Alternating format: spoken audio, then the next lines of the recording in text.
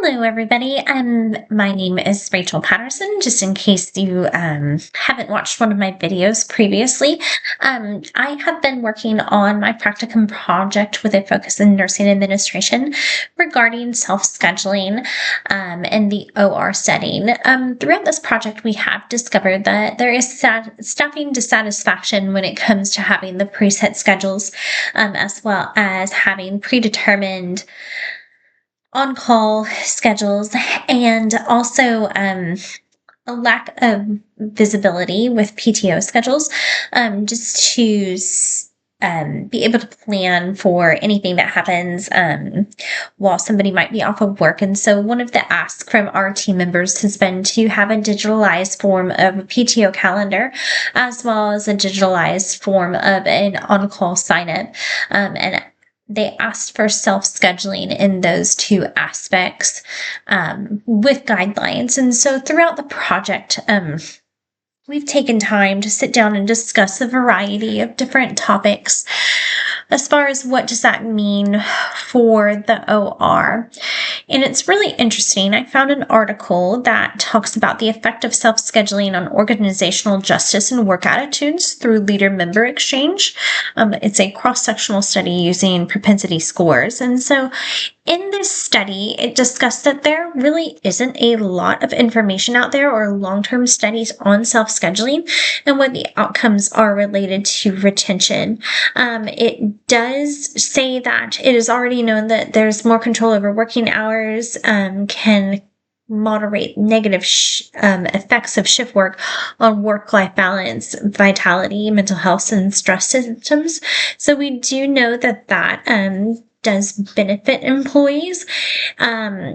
It does acknowledge that it's hard to give a strong statement about relationships between self-scheduling, though, and work-related outcomes.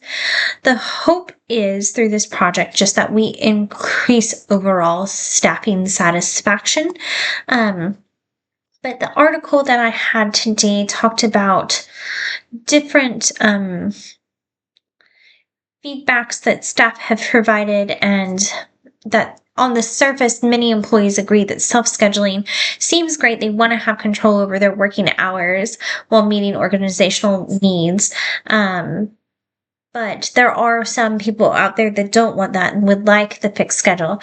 And interestingly enough, that is something that we're running into through the feedback of the OR team, that they want to be hired in for their set hours because it makes their life more predictable in that aspect. What they were more frustrated about was their on-call schedules and signups, as well as just knowing what guidelines might be available for PTO.